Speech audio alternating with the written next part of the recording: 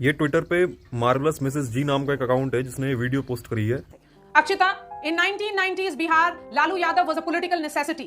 When he carried out those movements of Bhura Bal and the entire movement against the upper caste, that was the need of. समझ में आया? नहीं समझ में आया, मैं समझाता। लालू यादव ने एक नारा दिया था, भूरा बाल साफ करो।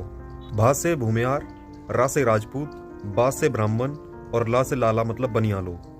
भूरा बाल साफ करो मतलब इनका मर्डर कर दो, इनकी किलिंग्स कर दो।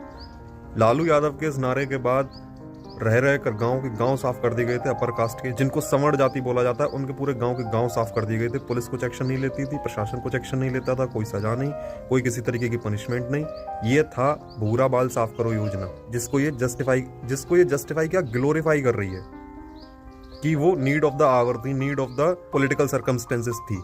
सवर्णों, एक बात याद रखना, अगर कल को ये लोग फिर से सत्ता में आए तो फिर से वही नारा देने वाले और फिर से वही करने वाले हैं जो इन्होंने उस टाइम पे किया था।